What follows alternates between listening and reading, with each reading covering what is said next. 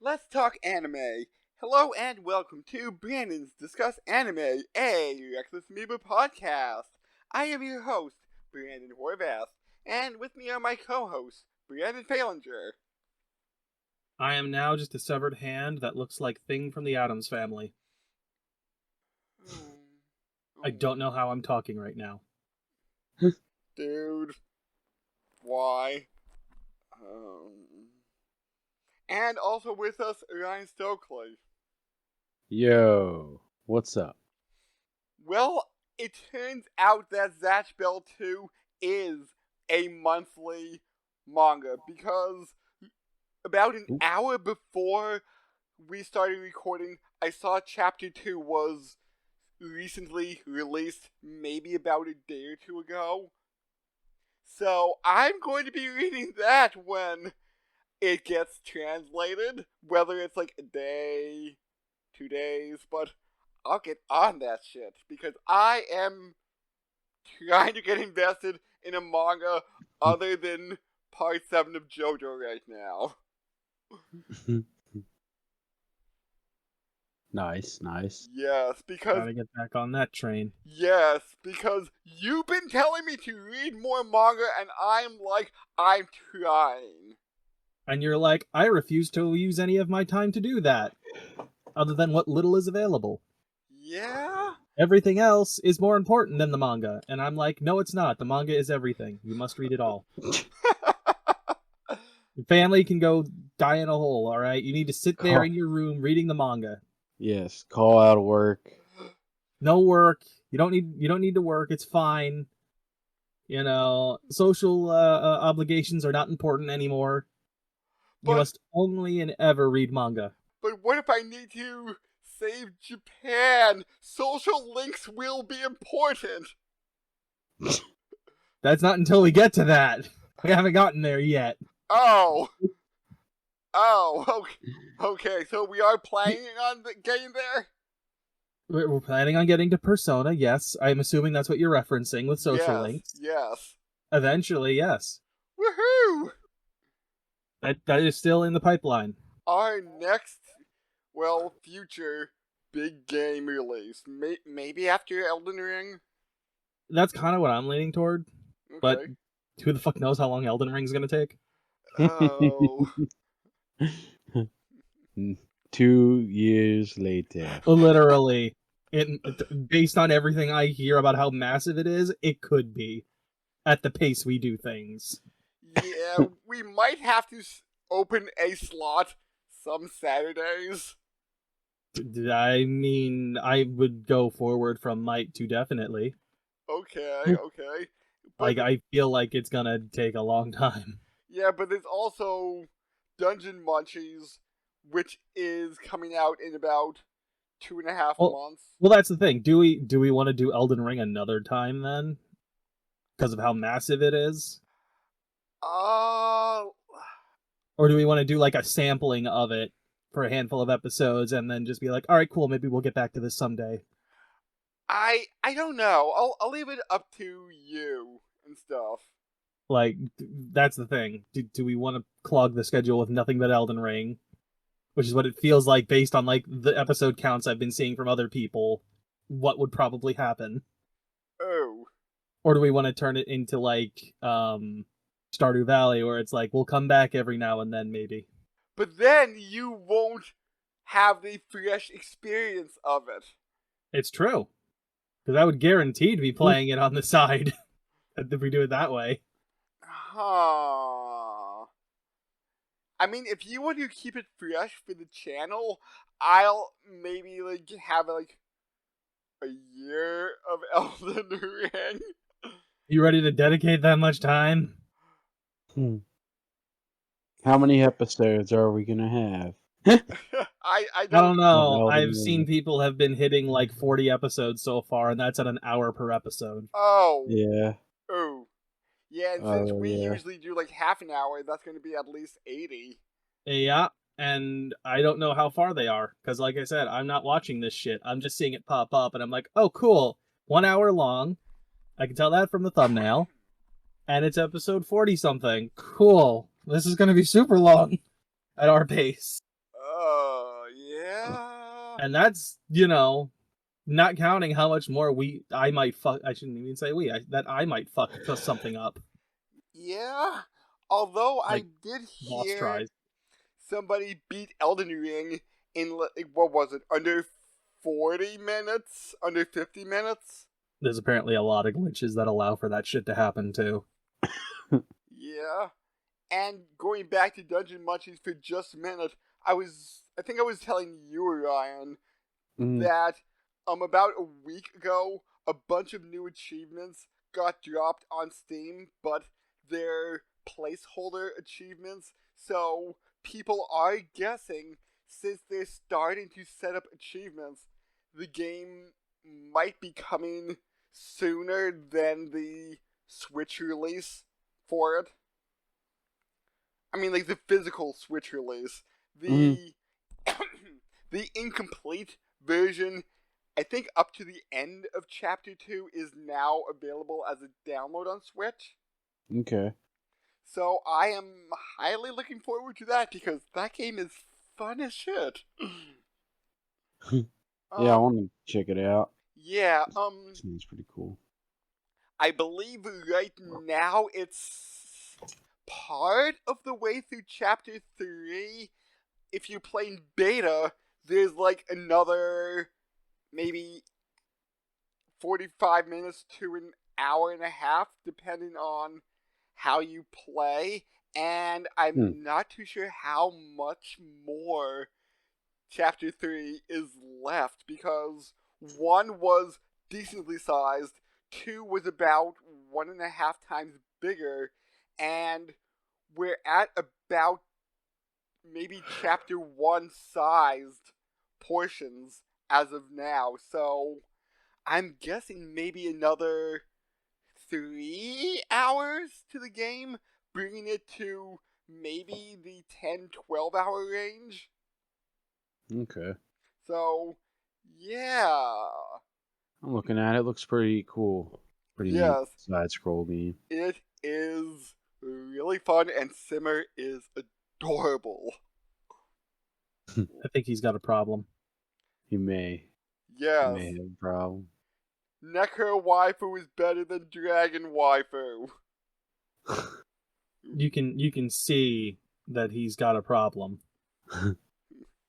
There's some necrophilia going on there, and I'm not a fan of it. She's a ghost, okay? That is. I'm not sure if that makes it any better or worse. That's phasmophilia. There you go. I knew there had to be some kind of technical term. Jesus Christ, he's gonna be that girl from fucking Scary Movie. Yeah, like the ghost. Yeah, just all the way up the wall, down the side, upside down on the ceiling. Oh man! Oh, I haven't seen that movie in years. Same, but that scene always sticks out in my head as something so freaking ridiculous. That and the scene from Ghostbusters when Dan Aykroyd is like getting a BJ from the ghost. That's right, I forgot about that. Yeah, that like I forget and then I see it in the movie. I'm like, oh yeah, I like saw that as a kid and didn't know what was happening. Yeah, right. The things they slipped into movies when you were a kid that you never noticed. Then there's just ectoplasm everywhere.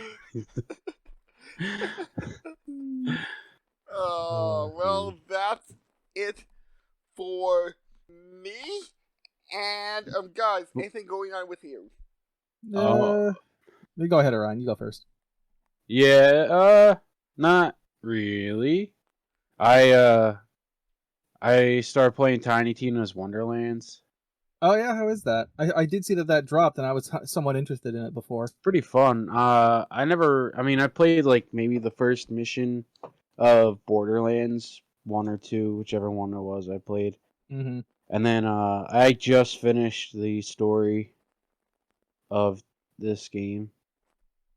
I would recommend trying 3 based on all the things I hear about it. Like the writing in that game is kind of terrible. This game is hilarious and very fun. That's good to hear. I recommend. That was the other thing I had heard about 3 was that the humor had kind of like gone a little bit farther to the left than it probably should be, rather than just making fun of everything. Yeah, this is like pretty funny. The main story quests are pretty good. Mm-hmm. I still have a bunch of side quests to do, and like I haven't even really I explored the map, but not to the fullest yet. Mm-hmm. I still have I like 10 levels till max level. I remember playing 2 and really enjoying 2. Yeah. That thing's still like a great time capsule for Mhm. like when it was made and like internet humor at the time. Oh yeah.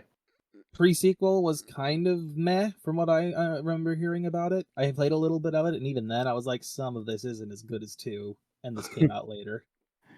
And then 3 was just like, yeah, a lot of these characters are shit, and the writing's bad.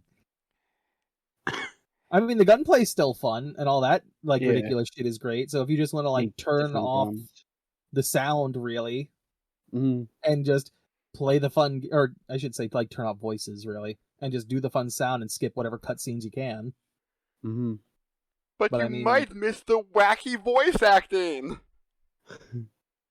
that's the point, though. The voice acting isn't going to save the shitty writing. Yeah, it's true. Mm.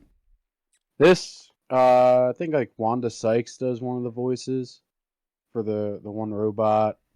I mean, you put Tiny Tina in anything, and And it just makes everything better. Usually. yeah, I didn't know who she was, and the story, like, yeah, it's very funny. I recommend it. Wait, you don't know who Wanda Sykes is? No, I know who Wanda Sykes is. I didn't know Okay. who the character Tiny Tina. Okay. Tiny Tina is great. Yeah. I forget who else is like a famous voice actor in there. Probably all of them, but Well, I the just other thing, immediately I knew don't it know was if this Wanda is. Sykes. I'm assuming this is the same case in this as well. But like in 3, the other thing that pissed people off was that like, Claptrap, the like spokes, the goddamn like Yeah. mascot essentially for Borderlands. Yeah. They took away his voice actor Really? because they didn't want to pay him, What the hell? and they put somebody else in. Yeah, I wonder if this is a different person. It probably is the guy that Because replaced him. Claptrap makes an appearance in this. Oh, and I just It's like looked, and Will Arnett and Andy Samberg are 2 names that that's pop out to me. okay. I forgot. Yeah, I think Andy Samberg.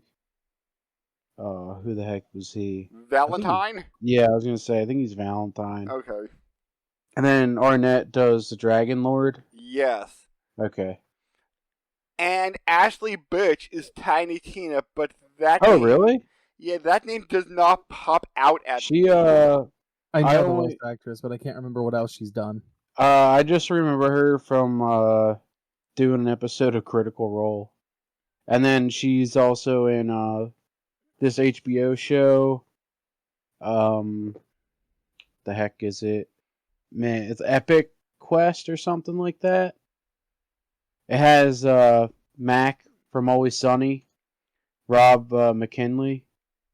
He's in it, but it's basically like these people are making World of Warcraft or whatever, and she's like the main like graphics designer or something like that, Huh. engineer, game engineer, and yeah, it's pretty funny. But yeah, that's where I know her from. But yeah, I just been playing that. Yeah, that's about it. Brandon. Mm, Very fun, yeah.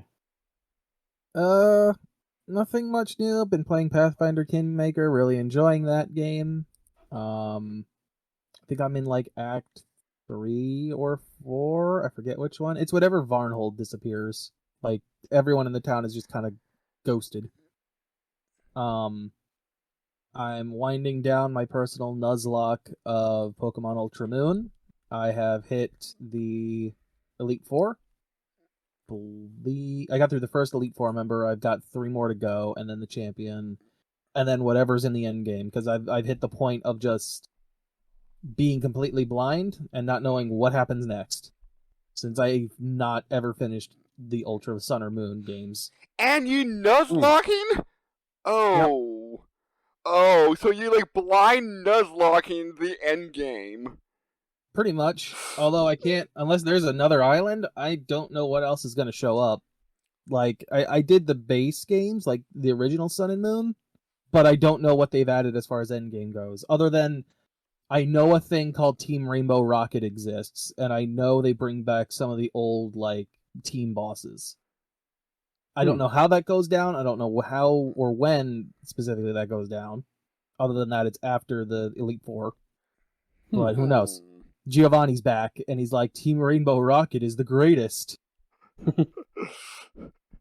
Wait, are you nuzlocking a different Pokemon game though too? Yes. We are nuzlocking.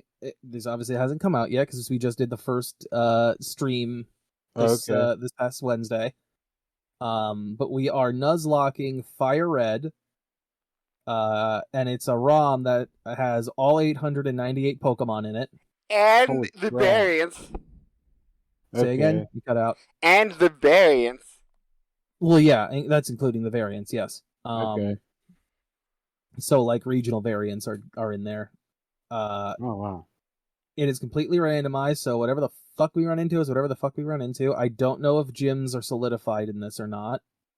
Oh, like so they might be random. Well, they might be random typings, or they might all be the same type in the gym. I don't know. Oh, wow. That would be nuts. Put it this way, it's not gone great at the start. It started off, I lie. It started off really good, and then it went down really fast. Oh, yes! Yes! And now I don't know how we're going to handle things. And we're also poor as shit. Yeah, Brandon was saying you had to level up, so you had at least 40 hit points at one point. So we had to grind because Dragon Rage became a problem. Like, very early, and I was not thinking that would be an issue. I'm like, there's how many Pokemon, there's no way we're gonna run into that within our first, handful of fucking, like, the handful of trainers that we have before the first gym. It'll be fine. Nope. Instantly, we got into one section, and it's like, first trainer, Dragon Rage. You're dead, and there's no way to stop it. And it's like, well, one of two options. One, we can reset and just restart. I don't think anyone wants to do that, especially this early. Or we use the clause that happens in this kind of thing where it's like, hey, you don't got 40 hit points, Dragon Rage is going to insta-kill you no matter what in a randomizer. So just, you don't die, but you have to grind up until you can handle it. Oh, and those legendaries! Oh yeah, because, that's great. Running into legendaries and then being like, there's no way we're catching this. Why are we even trying? Oh, so that's gonna come out soon, maybe? You still will need to send me the Nier Automata files. Last I checked, you still had a lot. No, like the stuff that we just did. Those, right. The end game. Yeah, the wrap-ups, yep. Yeah, you didn't send me those yet, but... I didn't realize you wanted them already. Cool. Well, if we're talking about posting the Nuzlocke run... Mm-hmm. Yeah, and since we'll still be playing Disco Elysium on the channel for a while, I feel like I want to, like, intersplice it with something else. Mm-hmm. But, yeah, fun times all around. But today's anime. Okay, Orion. Japan sinks. Japan sinks. Yes. Yep. Alright, so it's probably about, Japan sinks. Everybody has to have the same phone in Japan. Uh-huh. And they got overtaken by like some overlord. We'll say this, like Skynet level shit here, or yeah, some guy, just takes over. I guess it could take place in like a semi-magical thing, not set in like real Japan. Okay. But there is technology. All right. So where maybe everyone it's more like a bracelet or something. I don't know. And they have to sync all together. So wait, are they smartwatches? Almost, yeah. Kind of, I guess. Okay, all right. And the people in the city have to like work, and it monitors like the amount of time they work, and if they don't work that amount of time per week or whatever, Mm-hmm. then it like notifies the authorities. They get sent to their apartment or whatever and get like taken away. So it's sounding more like 1984 than Skynet. I guess. But robots come and pick them up. They'll go back to Skynet. Okay, all right. Cool robots are in it. Eventually there becomes kind of like a rebellion, and those people would be like the unwatchers or something because they took the watch off. That'd be like there. The Unwatcher. Yes. Can I ask this question, Yeah. Ryan? To symbolize them being unwatchers, do they wear blindfolds? No, they have like an X tattooed on their wrist or something like that. Let me rephrase that. Do they wear blindfolds that are in fact visors for like heads up displays? Oh, that'd be pretty cool actually. Like a full on, like those visor sunglasses, Kind of, yeah. or like the dude from Star Trek wears. Kind of, yeah. But I was thinking they look more like a fabric blindfold. Okay, that would They be have cool. That ability. Yeah, we'll go with that. I liked how you interpreted it as Japan SYNCHS rather than SINKS. That's like, yeah, that's honestly, yeah. I He's guess I purposely did. trying to misinterpret this. Yes, making it interesting. Well, it made, I don't know. It made more sense to me for it to be Insane. yeah, or like sync, like SYNC. I don't know.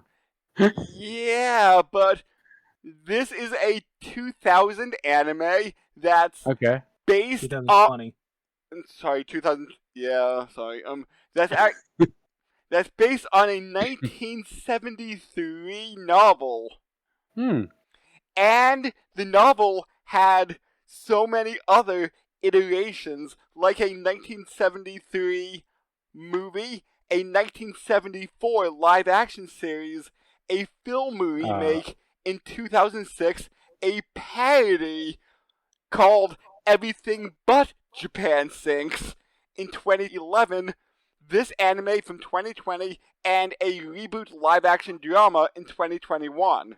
Well, there goes my other idea for the other word sinks. It would have been cool. What? Well, it would be like it'd be like a slice of life of the food that gets into the sinks of restaurants.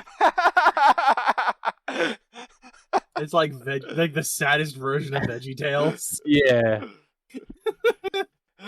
Oh, but I hope you're ready for How Can It Get Worse? The series. I don't know. It got pretty good by the end. Yeah, like everybody has a. Well, not everybody. Oh no. I just like to say I called it. By the way, we'll get to the part that you called, because I forget what you said, but I did also guess one part of it. You did. Okay, so, and this was originally written in mind with the Olympics in mind. Yeah, the 2020 Japanese Olympics or something like that. Yeah. Oh, okay. Yeah, because in episode 1 they are doing something with a stadium, like setting up banners and everything. Yeah, they're building the stadium for the Olympics to come. Oh, okay. like later on that year, I believe. No, this takes place in September. So then, does it start in 2019 then, as they build the stadium for the 2020 Olympics? I'm not too sure then, because the initial earthquake happens and then everything goes really down from there. Well, yeah, because everyone's distracted with like the whole massive problem that I don't know if the Olympics are happening at all. Yeah, I'm not too sure at that point. But I mean, like we get a little mini time skip like at the end, and it's like 2 years later. 8. Sorry, 8 years later. I think the mini time skip was like 2 months or something. Yeah. And then we got the 8-year time skip. Mhm. So that would be if Japan sunk, that it would be 2027 then? If it does start in 2019? Well, it says that it begins in, well, according to the date on somebody's phone, it says September 2020, so I'm assuming there wasn't that much time skip between the first and second episode. Weird, considering like the 2020 Olympics would have been like the Summer Olympics, not the winter ones. Right. That's weird timing. So I'm not too sure what they were doing, if they were just like finishing up the stadium. I mean, they still hadn't finished lighting and everything. Like, they were Yeah. working on that stuff. Huh. So I'm not too sure what stadium they were working on. Yeah, maybe it wasn't based around the Olympics. Maybe it was just the stadium in general. So, Yeah. like, kind of feels like it's implied to be the Olympic Stadium. So, yeah, it all starts with an earthquake and everything just gets worse. It starts with an earthquake, and that's all I know of that song. Oh my fucking god! I forgot about that song. No. No, we're with like a high school track and field team. Okay. No, it would have been high school. She's 14, the daughter, so she would have just been like freshman year of high school. yeah. I think. Actually, in Japan, I'm surprised you don't know this from all the anime we watch, that middle school is 7th, 8th, 9th, and high school is 10th, 11th, 12th. My American culture has shoveled it into my brain that that is not the case, but you know. Yeah. I'm just trying to think of like an anime where it was stated that like, oh, I'm 16, I'm going to high school. They're all like 20-year-olds. This isn't Cromartie High School. Oh. I don't think there is ever anyone because it's a Japanese anime and they assume that you know this because you're Japanese. Yeah. So like 90210 characters, or they're all like in their 40s, supposed to be in their 20s. What's up, my fellow students? What's up, my fellow rad kids? Yeah. My compadres. You guys watch the latest Driver episode? yeah. Matt Lock? Hey, how about that American Idol? Can't believe we're on the season 39 already. The American Talent title? Yeah, that one. Oh. Oh my fucking god. Yeah, but they're outside running Ayamu and her classmates, and they're like, okay, get to shelter, there's an earthquake. And then It wasn't even that. They were in the, there was like a small rumble at first as they were having like a sit down meeting out in the field. Mm-hmm. And then I think what happened next was that were like, okay, seems like it's fine. You know, little tiny thing. We're used to this kind of thing. We're on an island that has a lot of earthquake activity. Just, you know, go and get changed and you'll head home. You know, we're ending practice early just in case. And a magnitude 7 earthquake happens. Oh my god. What's do you know the highest real earthquake? I think 10 is the highest. Okay. Which is like, I don't think it was ever recorded. I think like somewhere think- in the 8s was the highest. Yeah. Okay. Yeah, so they're like, hey, you might want. And how bad was the rumbling? Because I thought they said it was a 5, but somewhere else in Japan was getting a 7. Yeah, it was changed based on, I think, the proximity to the center of it. Yeah, so it was a little bit more than just a small rumble. It was decently bad, and they were like, hey, that was pretty bad. Go hurry home just in case. And then I would say maybe a good.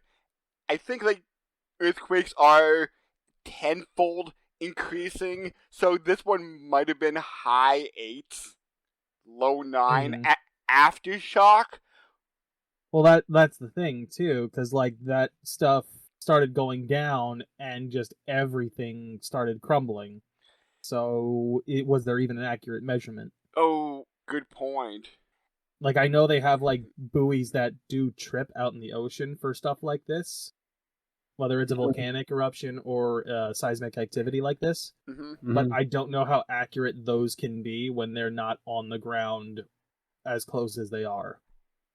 Like, as close as like the land where it's hitting. I'm not sure how water affects that stuff. Yeah. So as everybody's in the locker room and the second earthquake happens, the locker room basically gets destroyed. Ceiling collapses in. Metal. I was gonna say, literally, people are being thrown against walls and ceilings. Yeah. Like, the shaking is that bad. Jeez. Yeah. Everything collapses in. Metal landing, like nearly cutting people in half. Lockers landing on people. And Ayamu gets a big gash in her leg from, what was it that hit her? I'm not 100% sure if it was falling debris or if it was when, like, shit fell, like the lockers and stuff. Okay. I remember she had to push, like, a locker on top of her.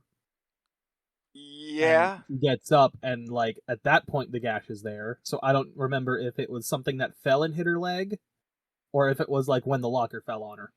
But either way, something like that. And we flash to like our other main characters as they're experiencing the earthquake. Her younger brother Go, who is a video game enthusiast. Oh yeah. Her father Koichiro, who was the construction worker working on a stadium, and her mother Mari, who is just coming back to Japan from an unknown location. I want to say Indonesia, but I could be wrong. They mentioned Indonesia once or twice in the anime, so maybe. Yeah, it's either Indonesia or the Philippines, one of the two. Because the mother is Filipino and the father is Japanese, so they're half Japanese. They're a mixed race family. Okay.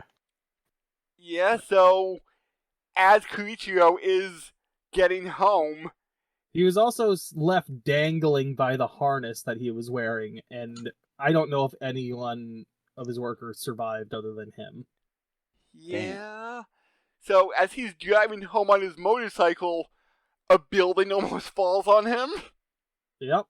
Oh my god. Yeah, more aftershocks. The highway is cracking, so he does a sick jump over some cracked highway. On his moped. Doing a good job. Whether it's his or not, I still don't know. He might have stolen one. I have no idea. He's just on it. Because sometimes you got to. Yeah, because the bus system could be, is definitely down because the highways are cracked. Like, part of the city is on fire. I mean, and on top of that, let's also point out that, like, who's going to want to wait for a bus when your family might be dead? Yeah. So Tokyo is basically in shambles. Yeah, so Ayamu heads home, notices her brother isn't there, so she goes off to search for him. And as night's falling, she notices the mountaintop shrine is lit by colored lights, something her dad used to do with their house. So she follows them, finds her dad is okay. Oh. The mother actually, like they're when they were coming in off the coast of Japan and the earthquake hit, one of the things that was happening was like a giant geyser of smokes coming out of the ocean. Holy shit. And I'm assuming whatever was in that smoke starts fucking with the engine because they start going through heavy turbulence and have to go down quick. Was Godzilla anywhere to be seen? Not at all. No. Dang, dude. He's still sleeping. Yeah, Good. I'm just surprised, like, nobody half-jokingly mentioned Godzilla in episode 1 or 2. I mean, if you were with a bunch of kids, you might have, but we're mostly with adults the whole time. Fair point. Yeah, so eventually Mari and Go find the colored lights too, and the family is reunited. Although we find out, even though we kind of saw it while it was happening, Go got a nice hit to the eyeballs. Uh-oh. So their neighbor, I think, is who it was. Brought Go with them, and he was blindfolded.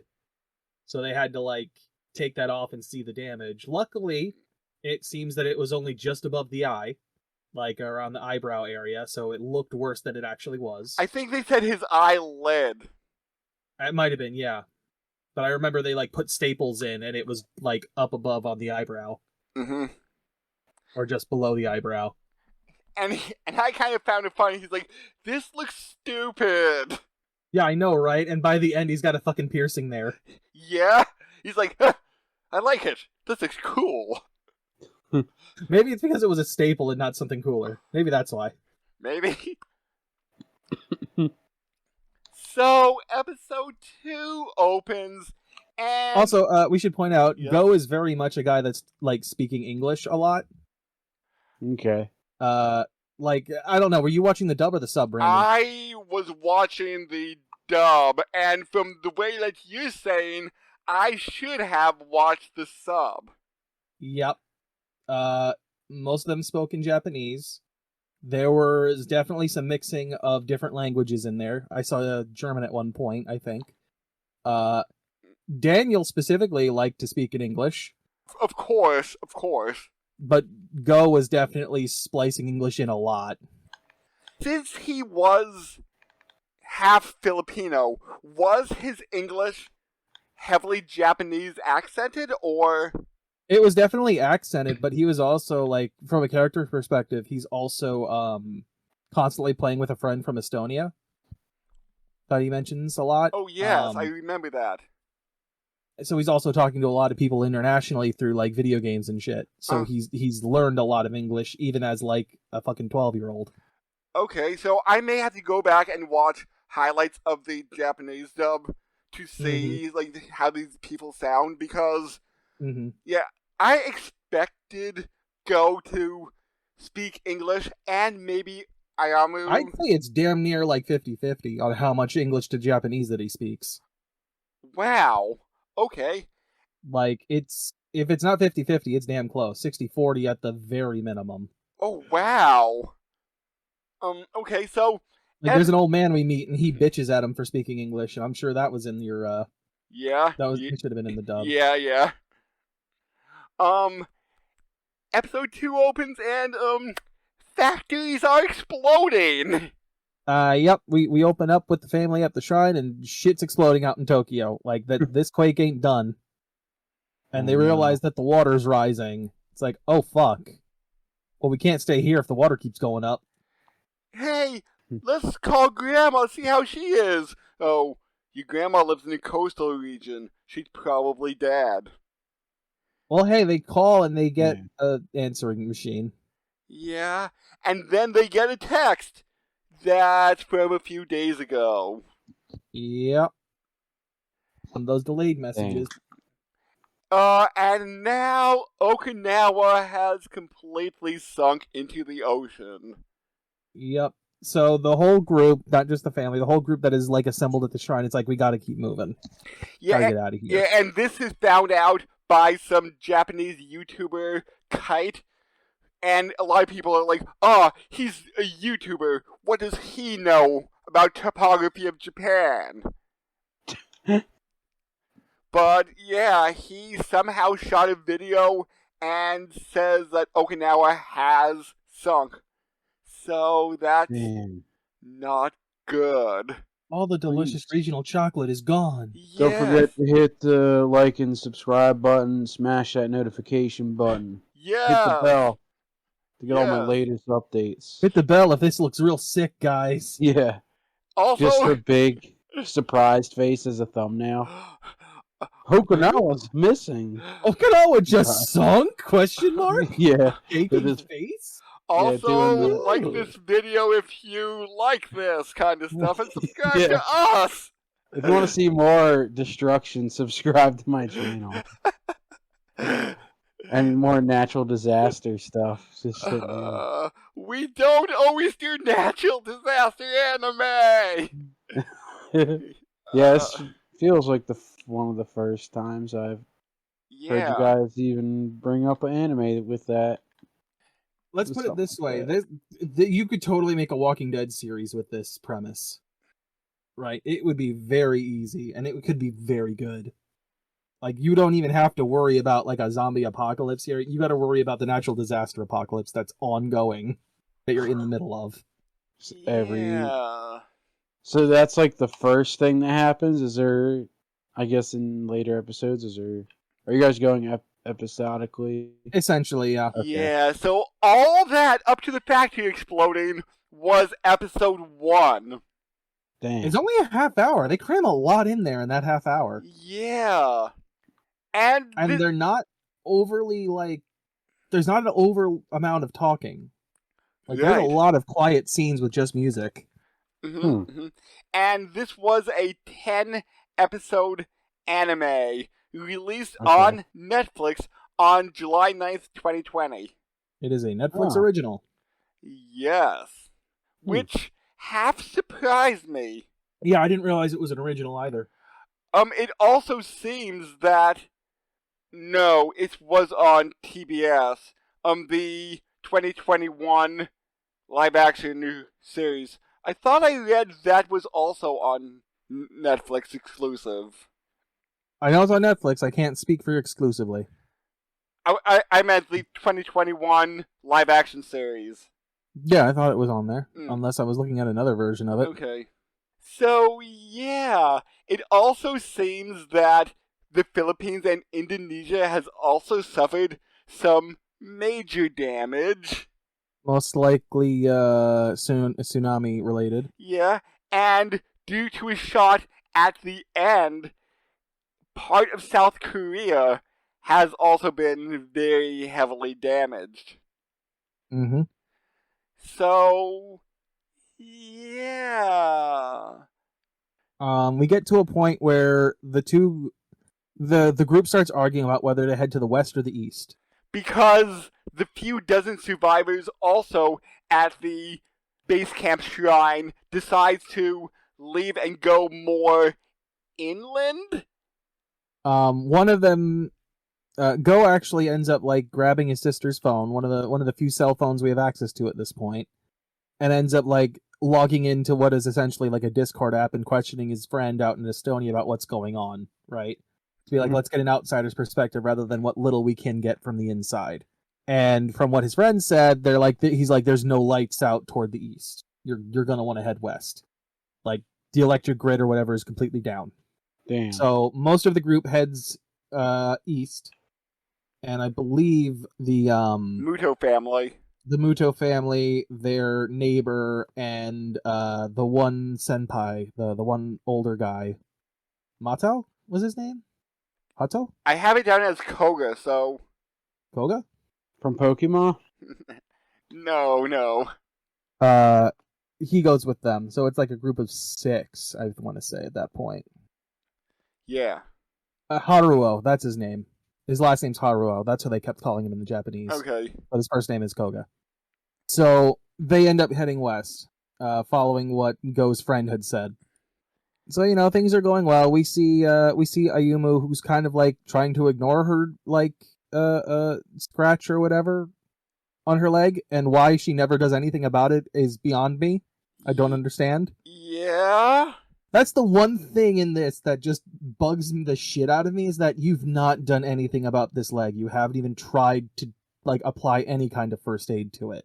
Even just wrapping it in something would have been better than just letting it open to let whatever else into it. I have a festering wound for no reason. Literally. It's the one infuriating part of this series that bothers the shit out of me, and why she does it that way, I have no idea. So they come across a convenience store, and it's empty. Except for a wild boar! Yes! Which goes after Ayumu. Ayumu's leg injury causes her to fall. And her dad jumps the thing and ends up killing it with a knife he's got. So... Or no, not a knife, it was a screwdriver. He stabs it in the eye. So, boar for dinner! Yep, boar for dinner, but Ayumu doesn't eat it for whatever reason. I don't know if it's just like she doesn't like the taste or whatever, but she doesn't eat it. Or maybe So- maybe since it's like freshly killed in front of her. I mean, that's also a possibility. So they end up finding an area where there are wild yams growing, and it says, "Don't pick the yams" on the fence. Hey, So he's like, there's nobody's nobody gonna care. around. Nobody will care. Hell, they even leave money there for taking them, right? Like they set a rock on top of a couple of bills of cash to be like, look, we'll even pay them for it. And Yams. as Ayumu and Minami end up walking down to see if there were more yams further down the fence line, her father and Go jump in to try and just start digging it out. Eventually, his father hands Go back over the fence and is like, all right, it's getting deep enough now. I need to do this. You're not going to be much more help. Turns out, as Ayumu and Minami are walking along, they brush aside some of the vines that are over the fence, and they see a sign that says "Danger Explosives." Oh. And it cuts back to the dad who's sticking the shovel down, and he gets his last words of, "You've got to be kidding me." And then explodes? Oh my god. And on the other side of the fence, we see is a bunch of bloody viscera raining down, and the severed hand of the husband with the wedding ring on it landing next to his wife. Damn. I did tell you that the first 2 episodes were brutal, Brandon. Yes! I did warn you. Yes, you did. They were brutal. Yeah. That happens. And that's the end of episode 2. So, Ryan, how do you think this can get worse? I don't know, man. Like 4 tornadoes combine to make one mega tornado. How about they find somebody who says hey, you survivors, come on, I'll give you a lift. And Minami is almost raped. Oh. Yep. Alright, The guy walks up on her while she's washing her hands and face, and the others are more or less asleep, other than I think Ayumu at the time. Luckily, Minami does know how to fucking take care of herself. She's got some karate backgrounds or some kind of martial arts, and just back kicks him in the face. Yeah, go Minami. Between Ayumu, Minami, and then Mary showing up, they end up taking care of the guy. He didn't straight up die, did he? I don't remember. He was tased. He was tased, but then, Minami does a final, axe kick into his head. Yeah. I don't know if that killed him or not. If nothing else, he's definitely got a cracked skull, I would think, with, where she hit him. Yeah. But, they move on, they take the truck, and they get the fuck out after filling up the tank at the gas station there. And Ayamu is kind of having, some mental breakdown at this point, everything is going downhill faster than she can accept. It's that, and there's a lot of self-blame going on. One, because during the whole, original earthquake, where her team essentially gets murdered in front of her and she runs off out of the locker room to find her family, Mhm. and just leaving this girl who was cut in half begging for help. There was that one to blame herself for. There's the one where it's like, I wanted sweet potatoes because they're my favorite food, and my father went in there to go and get them for me, and now he's just little bits on the floor. There's that she's blaming herself for. Mhm. It's kind of getting to her, whether you would realize it or not. Survivor's guilt. Oh, for sure. I don't even know if some of those are survivor's guilt, though. Like, the first one is, for sure. The second one is just straight up, I sent him in there and it's my fault. That doesn't sound like survivor's guilt. That sounds like I'm blaming myself for his death because I'm the one that asked. Yeah. Not just because you got lucky and were the one that lived. So they're walking along, and it seems like Minami's getting a little too close to Yumu Senpai that she kind of has a crush on, and she's getting a little jealous about it. So she's like, "Oh, I gotta go pee or whatever," and Minami's like, "No, we'll take a break. Hold on, I'll go with you. We'll both go." And the next thing we know, we hear Kite yell, the YouTuber we talked about earlier, Kite yelling down from the sky, like, "Don't go further. There's poison gas that's leaked out." And Minami is dead. Yeah, like, Ayumu looks over where damn. Minami's at, and she's just laying on the ground dead from inhaling the poison gas. And I'm like, that seems way too fast. Even at this point, I'm like, you could at least try to lasso her and drag the body back, even if she is dead. Like, you could attempt to save her without dropping into the gas yourself. It was real fast. And if nothing else, right, even if you couldn't save her, you could get the supplies she still had in her backpack. Yeah, but I don't know how toxic the gas is. It might be like, I don't know, maybe even like holding your breath and like running into it may not be. Well, that's why I'm saying you take a lasso and try to like rope her back. I'm not saying go into it. Maybe? You know, get a fishing rod out there and just, come on, reel her in, right? Yeah. Like, you could fashion something out of clothing, too, to work that way if you wanted to. Like, there are plenty of reasons to try and get her out of there, even if she is already dead. One, not only do you give her a proper burial, two, you get the supplies she had. Yeah. There are plenty of reasons to get her out of there. So, Orion, did you ever play Dead Rising? Yeah. Do you remember the psychopath? Yeah. Oh, so they find a supermarket and are like, hey, all this food, some of the food is still here. And there's a crazy guy with a bow and arrow. Oh, you forgot about the little robot dog that talks to them first. What could be considered a mascot for the show? I guess, yeah. Even though he doesn't show up till episode 3. Yeah, like a cute little marketable dog that's like, hey, no stealing. Yep. Yeah, so the guy starts shooting arrows at them. And from the catwalk up above. I forgot to point out, yes. Kite decides to go with them. He's like, I can take one of you along, because he's got a parachute, but he's also got like one of those backpacks that's like got a fan on it. That's how he's been getting like all his shots, is through that and a GoPro. And he's like, I can take one of you to safety if you want. Most of that, like, Go is Mary, the mother, goes like, hey, take Go. He'll kick him somewhere safe. And Go's like, I don't want to leave, not yet. But he's all like enthralled by Kite because he's such a big famous YouTuber. Mm-hmm. And Kite's like, you know what, fuck it. He just like drops his shit and he's like, I'll lead you to a safe place. So he like leaves behind his parachute and the fan thing that lets him move around. Yeah. And he's like, all right, I'm gonna go with you. I'll lead you to a safe place. So he's there when we get to the supermarket. Yeah. You know, some of them are like, should we take it? I don't know. But it's like, it's all here and we kind of need it to live. So yeah, as they start taking things, the dog shows up and arrows start falling from the sky. And Go gets shot in the chest. Dude. Poor little 12-year-old. And that's the end of episode 3. Damn. Episode 4, we find out goes okay because it hit the backpack he was wearing that has his game in it, like his Switch or whatever it would be.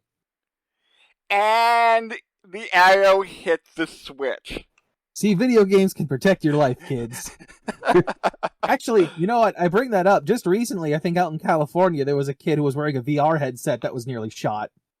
And the VR headset protected him. Huh? Yeah. That's wild.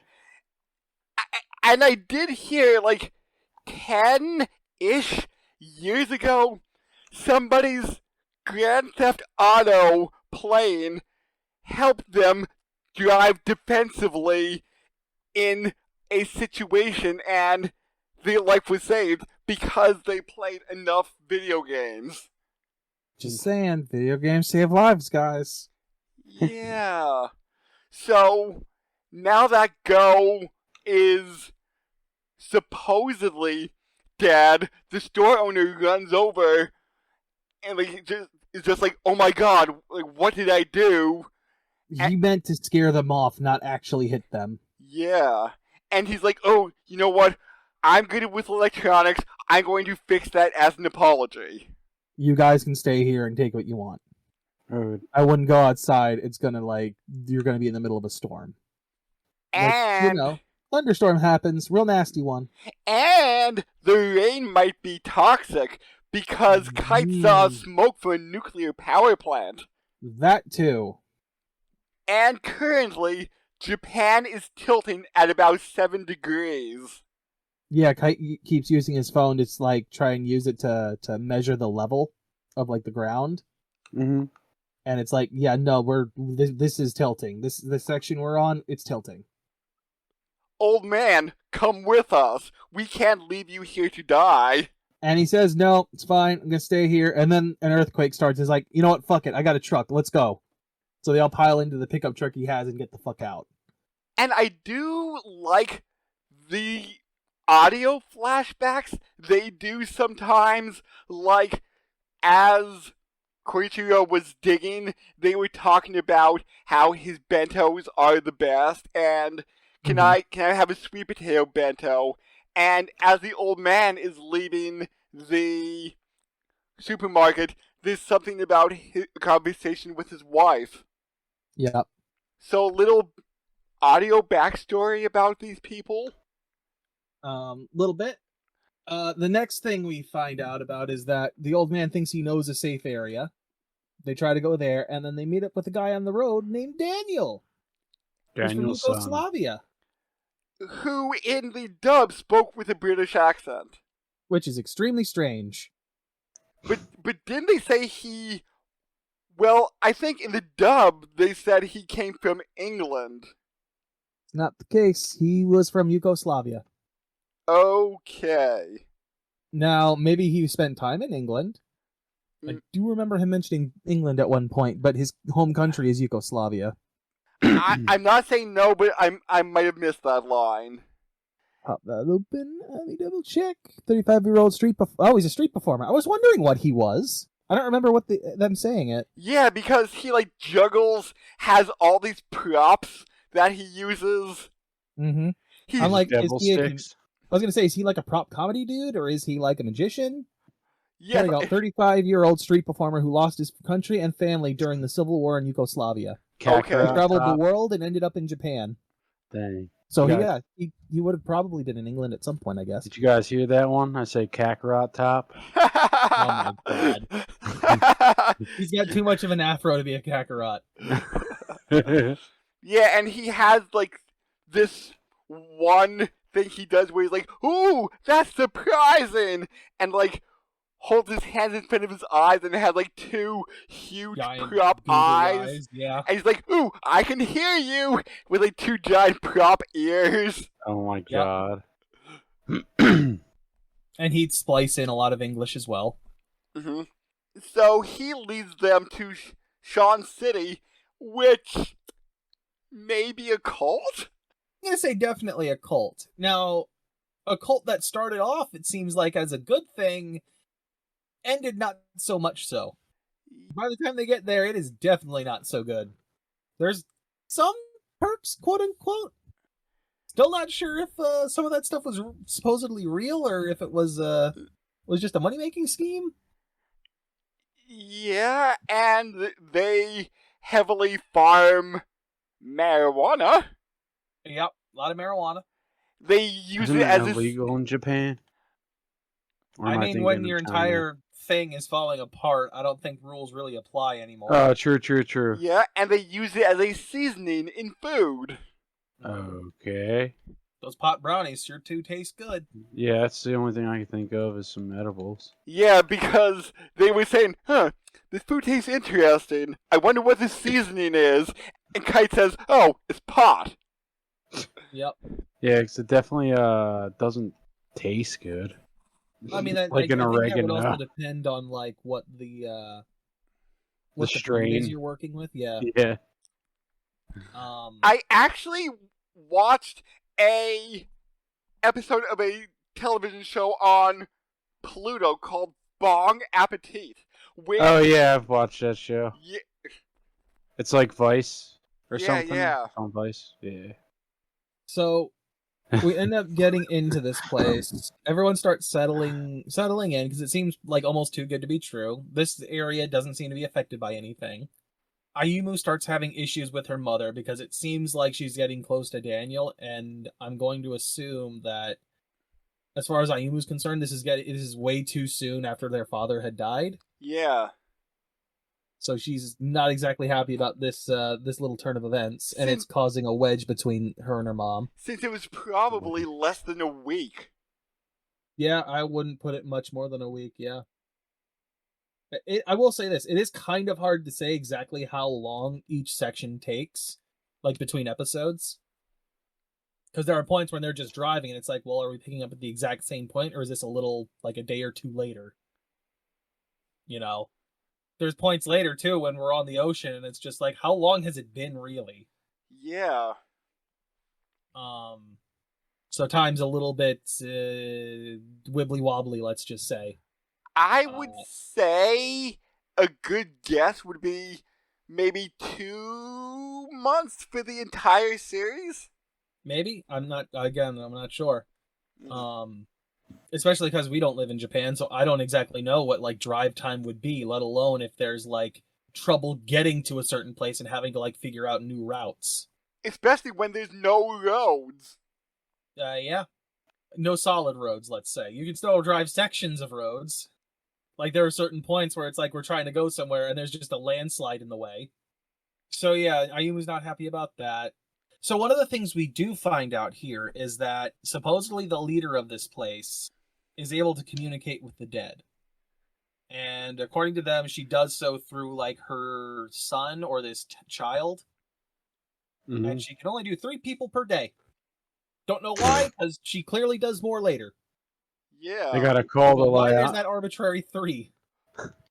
Maybe she only has enough mojo to do that. But it's not, because Kite ends up trying to get her to talk about Minami by handing over like a pair of glasses that she had found. Oh, okay. And this is after she's done the 3, and she, her bodyguard / husband?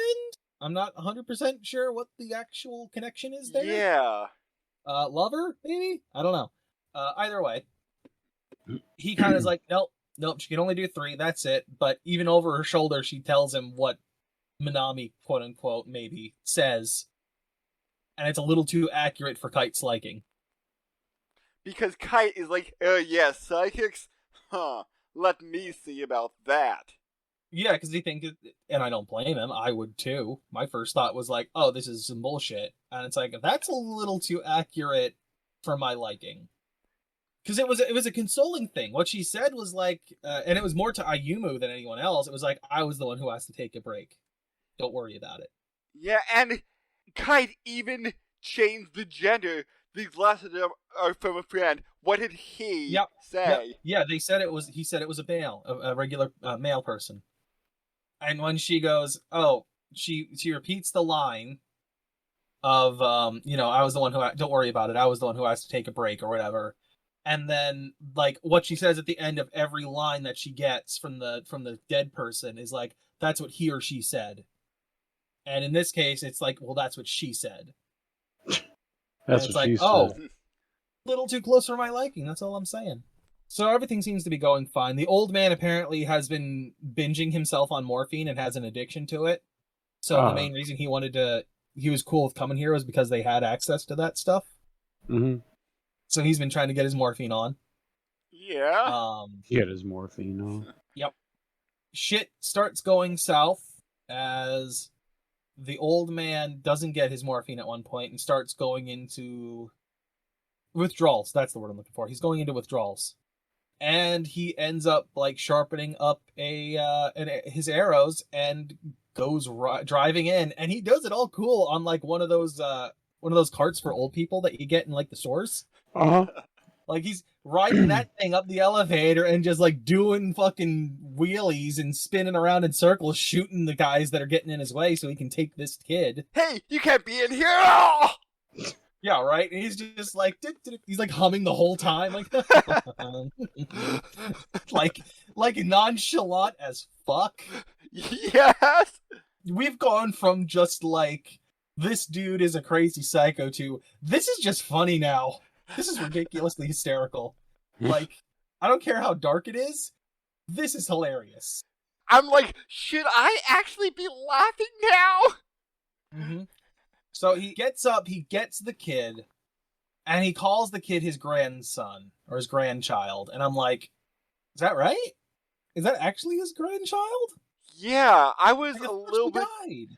Yeah, I was confused about this too. Or like, is this another grandchild and not the one he was talking about? Like, he could have had more than one, for all we knew. Yeah. So he tries to take the kid, gets him into the pickup truck. He goes to take off and break through the gate to leave. And he starts having hallucinations from the lack of morphine and ends up crashing the truck dead on into like one of the pillars of the gate instead. Oh my god. He lives, but they put him in prison and don't give it, or I shouldn't say prison, but like a dungeon almost? Yes? Underneath like the main shrine in the area. And leave him there without the morphine. The kid is still alive and fine. They put him back where he needs to be. The kid also doesn't talk, I should point out. I think he has some kind of disability. Maybe it's a learning disability, maybe it's something else. I'm not quite sure. Either way, he does not talk until like the very end. So his 10th birthday is coming up, which the whole village is celebrating since this kid is supposed to be the conduit that allows them to speak to the dead. Yeah. And Ayumu comes across this hospitalized man in episode 5 and now in episode 6. And he's like blinking weird and tapping his thumb against... it's the only part of his body that can really move. It seems to be like his eyelids and his thumb. So he's tapping his thumb against the metal railing. And my brain immediately goes, that's fucking Morse code. Oh, wow. I'm like, that is clearly Morse code. Yeah, and she's like, wait, Go mentioned he was using a flashlight to talk to his dad via Morse code. She just happens upon... No. She just happens upon Go doing that. She doesn't realize it the first time, like, what he's doing. No, he said, like, what are you doing? And he says, like, I'm talking to Dad. No. The guy in the bed, I mean. Okay. She has no idea what he's doing the first time. She doesn't realize what it is. Yeah. Later on, either that night or, like, a day later, she's Go just, like, flicking his flashlight, like you said, and he's like, what are you doing? He's like, I'm talking to Dad. It's like, well, how are you... It's Morse code, but I don't really know what I'm doing. I'm kind of making it up. That's the trigger that gets her to realize what the old man is doing later when he does it, when she's in there with him again. It's like, wait a minute. She also goes to a party, nearly gets raped. Jesus Christ.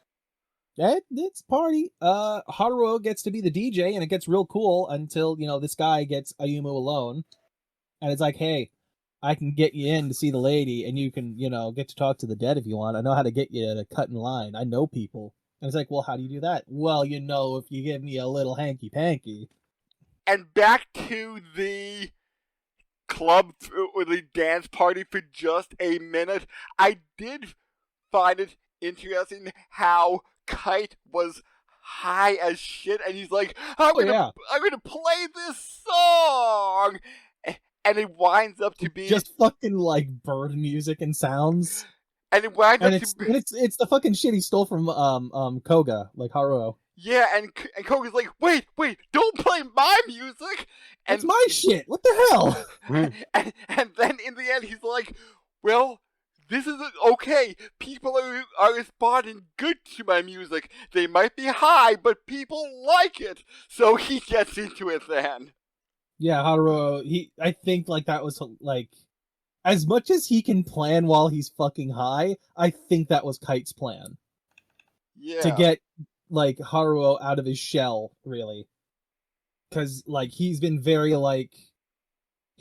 much been like introverted this entire time and not wanted to talk much to anyone.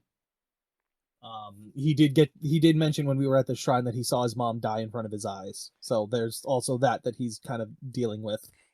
And then during one of the lunchroom scenes in the town, he's like, I wish I would have told my mom I liked her curry more. Because like when he's eating the curry, he's like, it tastes almost exactly like my mom's. And starts breaking down because of it. So yeah, Ayumu nearly gets raped. She ends up headbutting the guy, I believe, like under the in the chin, like under the chin, and probably like cracking some teeth and knocking him out. Yeah. And Kite just comes up the side, starts laughing hysterically, like the princess or whatever saved herself, and like starts laughing his shit off about aliens or some dumb shit. It's like, man, I didn't know you were that strong. Right. And then come morning, Ayumu's taunting him about, like, teasing him about it. He's like, I was fucking blacked out. I don't remember the shit that happened. And she's like, oh yeah, what about the aliens? Shut up!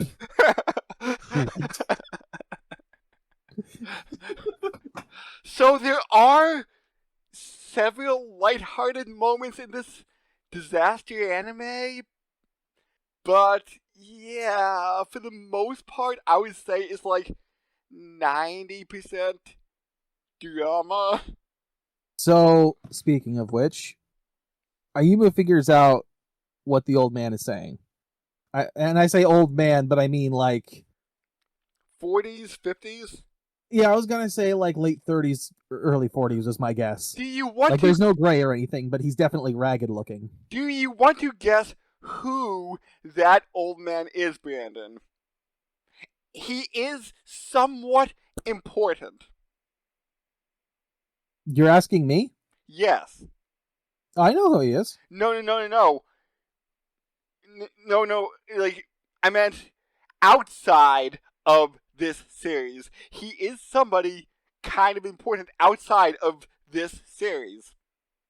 Oh, I have no idea if, like, what he was based on, the character is based on, no. He was the main character in the original book. Oh. Okay, yeah, see, I would never have guessed. As I was, like, reading after I watched episode 10, I'm like, okay, let me find out a little bit more about this, and that is the only link to the original. That's pretty cool. They put a little Easter egg in there. Here's the thing. I think he was only mentioned when they were talking about like the newspapers and stuff, right? Like his name only came up then, in like right at the start. 1 or 2.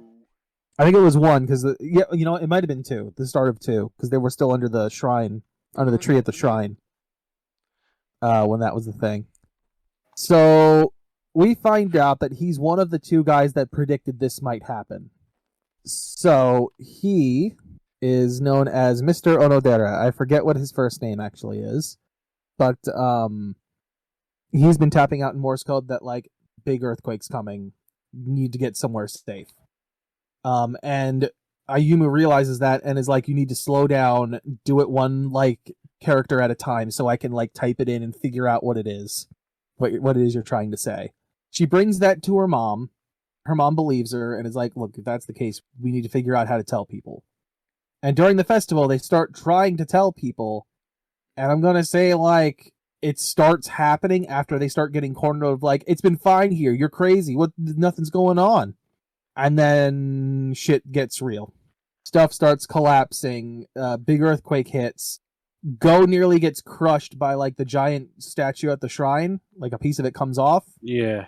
And the one guy that was there, the cook, the chef, who apparently was once a sumo wrestler, who got kicked out for cheating, ends up saving him. And the whole time Go had been calling him fat. And he's like, see, fat's kind of good for something, you know? But Go ends up able to escape and meet up with his parents, and that guy kind of seems to get crushed. Meantime, one of the cult people break into the vault and starts loading up like gold bars into their bags. Oh my it's like, God. oh, okay, yeah, see, everyone was like losing their money to these people. This was a bad cult. And there was a guy who was going to steal, like, did the first guy was like, hey, what are you doing? Or did he come to steal him too? It was a woman that showed up. The first guy was loading it in. The woman showed up. She smacked him in the back of the head with like a baseball bat or something. But there was a guy named Tachibana there. That was the first guy, yep. And I'm like, oh man, he's gonna run with this. I'm just like, oh, an evil Tachibana. Oh, what are the odds? Yeah, so anyway, he gets smacked in the back of the head. He pulls out a gun. He shoots between her, the main woman, who then comes down off the staircase with a katana, and then 3 other guys that come up from below on the other end of the staircase. There ends up being a shootout. Tachibana and the main woman survive, it seems like, though the main woman was shot in the shoulder, and Tachibana not only has a head injury from like the bat or whatever it was, he was shot in like the side of the stomach. Go realized right before this happened that the old man was missing and asked Kite to go and find him. So Kite ends up getting him, has like some extra morphine in his back pocket and hands it over to the old man, gets him out of there, and he's like, I need to go get the child. And they end up going up to where the kid's at, who's on like the top floor of the shrine or whatever. Mm-hmm. The parents are up there and they're like, we need to we need to get out of here. We need to take our kid, like let everyone out. So like all the people that are piling up at the gate, the electric gate is now opened up for them to leave.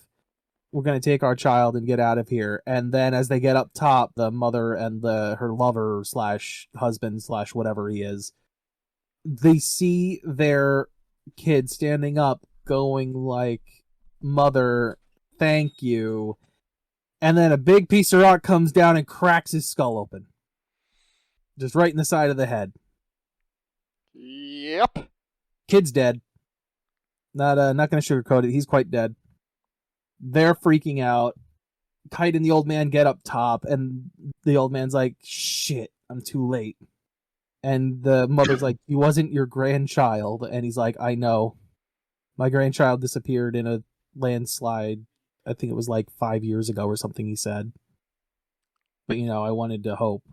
Kite tries to get the old man to go down with him. They start going down the stairs, and the old man's like, you need to get out. You're not gonna make it if you don't leave me behind.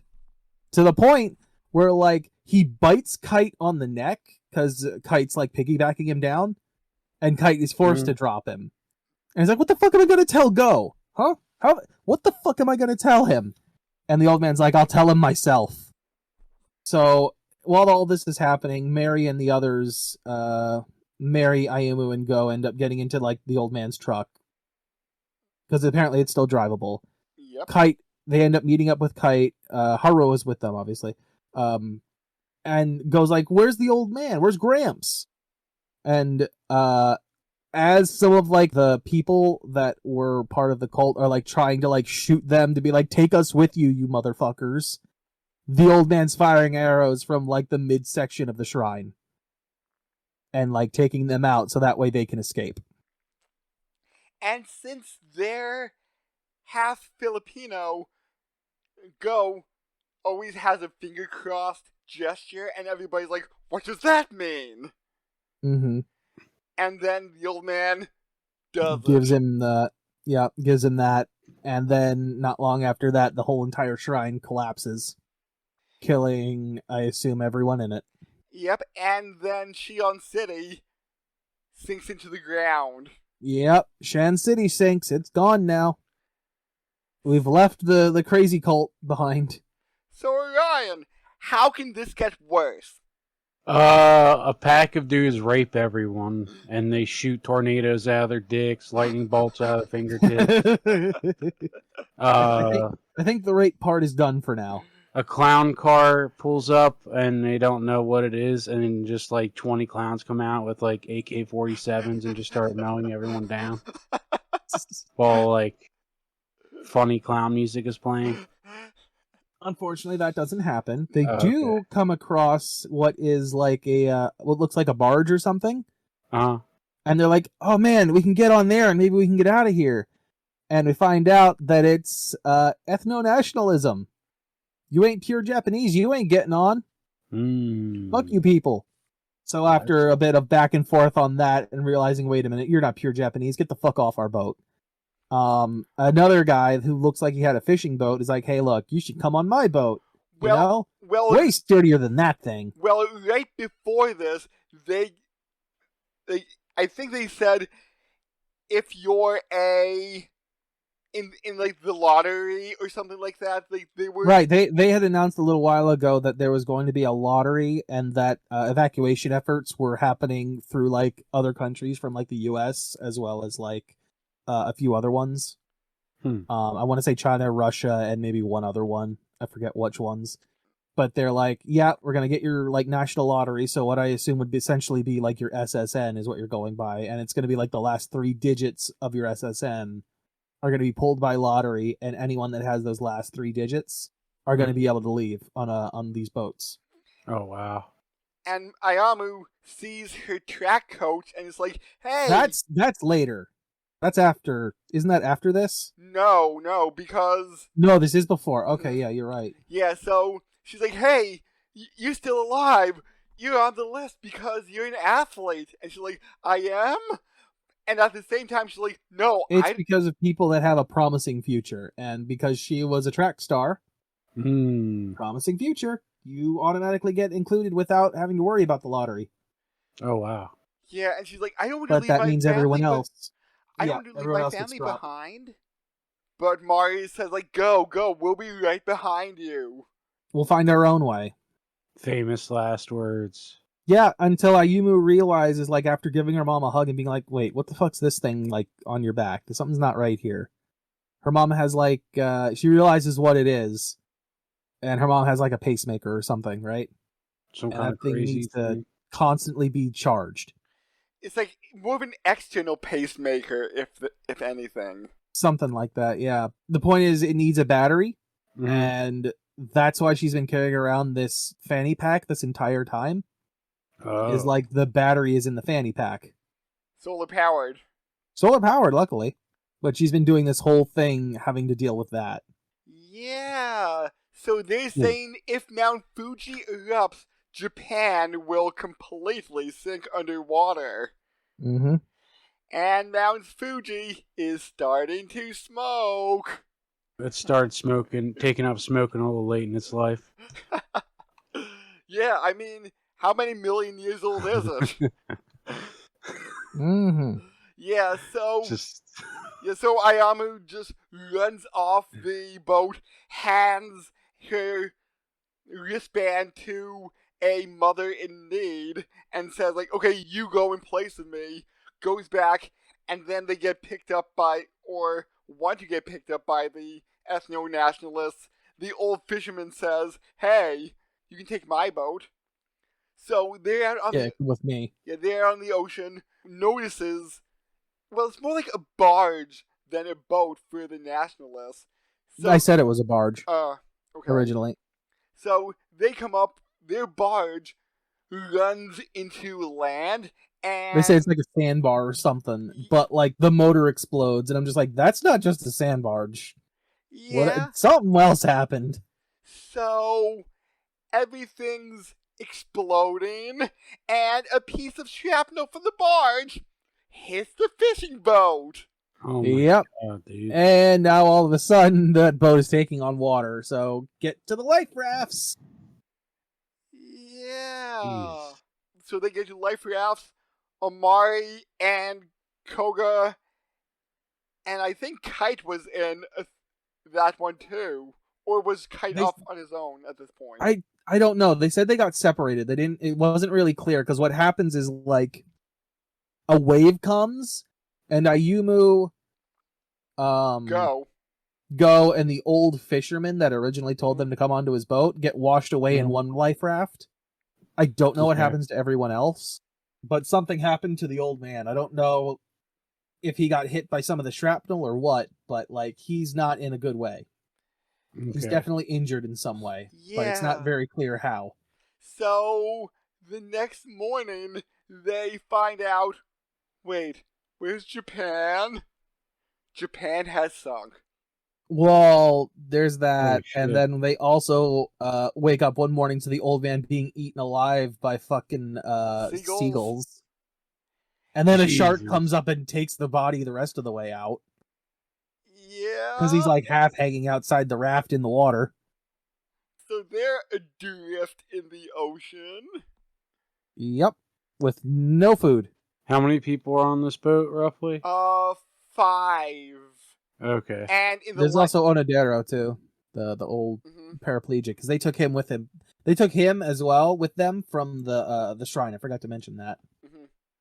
He also told them not to go on the barge. Or like out in the ocean, basically. But, you know, they're like, we don't have time to figure this out. We either go now or we don't. Like, snap decision. Now we go or now we don't. So the kids have a bit of a bottle episode for some of it, reminiscing about Japan, mom, and their life at home. Mm-hmm. And they catch a fish. And then it gets away. But I thought they were having like a little bit of sushi at one point. Oh, they were. But you're missing a key part here. So, there was a point while they were sleeping that Ayumu dreams about her dad creeping into the life raft. And she's like, oh my god, Dad, it's you! And it's like, yeah, it's me. It's like, I thought you were dead. It's like, nah, I just left so I could surprise you. And then right before she wakes up, he points out something about catching a bird. So what ends up happening is like a flying fish specifically, like flies into their thing as they're like dying of starvation. They try to catch it. It gets away. A little later, a bird flies into their tent. No, the bird is sitting up top, and they go to grab the bird. So they manage to grab the bird, pull it inside the life raft, because it's like one of those tent life rafts. So they pull it inside, and they wrestle with it, thinking like, oh man, we're going to eat this bird. It's going to be something. And then the bird spits out like 3 fish that it had eaten, like swallowed whole. Okay. So like, shit, we'll eat the fish. And at this point, I thought they had a knife. Turns out they literally used the fish's beak to both like kill and gut the fish. Oh my god. And then released the bird. And then they were eating the sushi. Okay, I missed. And then they realized that probably during the fight with the bird, it poked a hole in the raft, and they had to quick figure shit out before they sunk. Yeah, because I did know the dream sequence with their father, but I thought that was after the fish. Nope, it was before the fish. Okay. It was permanent. It was definitely a foreshadowing of, hey, they're going to try and catch a bird. Okay. So yeah, they end up getting tape, finding the hole, and quick taping up the hole, and then bailing out the water that had nearly sunk their raft. And then at some point after that, again, the time is very wibbly wobbly. I have no idea how much time has passed at this point. It may be wibbly wobbly, but is it timey wimey? A little bit. Koga and Mary on like a regular dinghy find them out there. I'm assuming it's the dinghy from the boat that they were on originally. Yeah. They end up finding them. And they've been periodically shooting off flares that were in like the survival pack that was badged in with life raft. So I'm assuming that helped Mary find them. And they come across a motorboat, except it's tied up. The anchor is still weighed down and caught on something. And with the ash from Mount Fuji erupting, the sun isn't out. So, Yep. And you remember Mari had a solar-powered... Well, here's the one thing that kind of bothered me. Now, granted, we don't know what the fuck happened in the time that we were just with the 2 kids. Mm-hmm. But, like, when they're talking about this, I'm like, there are pockets of light coming out. You could still charge that thing. Like, you could see it in the sky. Like, God rays were coming down in certain spots. Yeah. So Mari says, "Hey, I'm a good swimmer." He was a pro was swimmer. Yeah, was she actually professional at one point in her life? During some of the flashbacks, you see her getting a gold medal. Okay, so she's like, "Hey, I'll dive down and help you unhook the boat." Go doesn't know how to swim, so he's out. He can't do it. Ayumu's probably not in the best way, considering her leg at the moment. Yeah. Because again, her that's still leg not is still jacked up. that shit's not ever brought up. Except you do see shots of it getting slightly more decayed as the series Yeah, goes you see shots of it getting worse, but no character brings it up as a thing. Like Ayumu's like just fucking tanking the damage. That's it.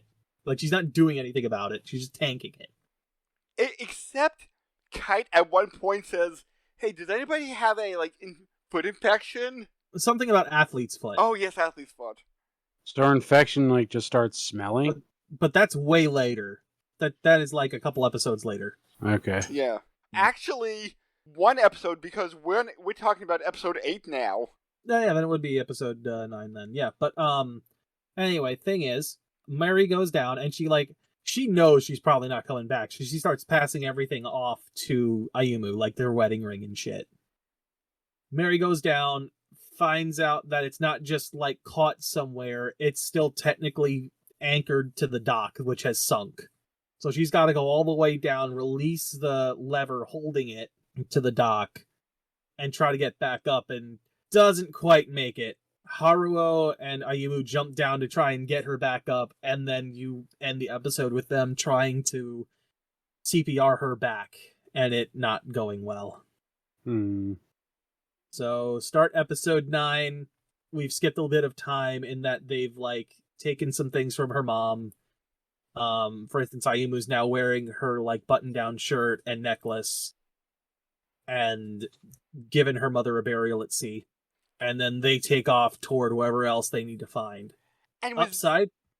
Was that an airboat that Kite found, or was that some? No, that is we run into them. Well, let's get to that point first. Okay. We run into them finding a bunch of supplies that are from capsized boats and shit, but that are still good. Bottled water that's still not opened yet. Some fruit like watermelons and pineapples and shit. And then during that time, they run into Kite, who has apparently gotten himself an amphibious military-looking vehicle somehow. It's got a Japanese flag on it and everything. And I'm where the fuck were you and how did you get this? It was kind of like a tank, but it can float on water? It's an amphibious vehicle. Okay, I'm just trying to describe it a little bit more than amphibious vehicle. I don't know how else to describe the thing. A car that turns into a boat. They get into that. He's it might be a little cramped, but it's a hell of a lot safer than that thing. Which, it turns out to be true because they hit a storm. And they're there's no way our boat would have been able to handle this. So what Kite tells them is that he's heading over to apparently the Onodero's lab.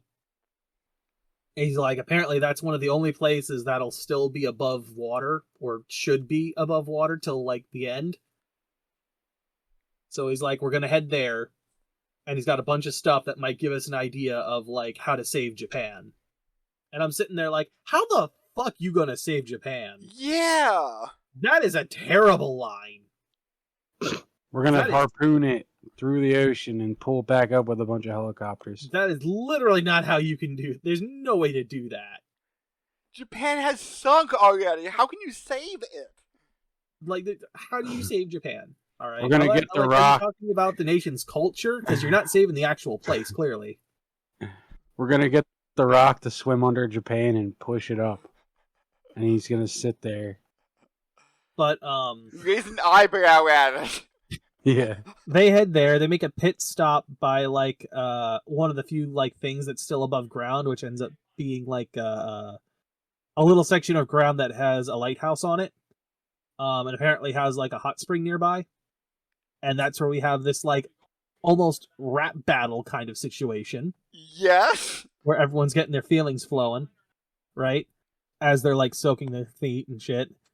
This is where Ayu asks about are hot springs good for cuts?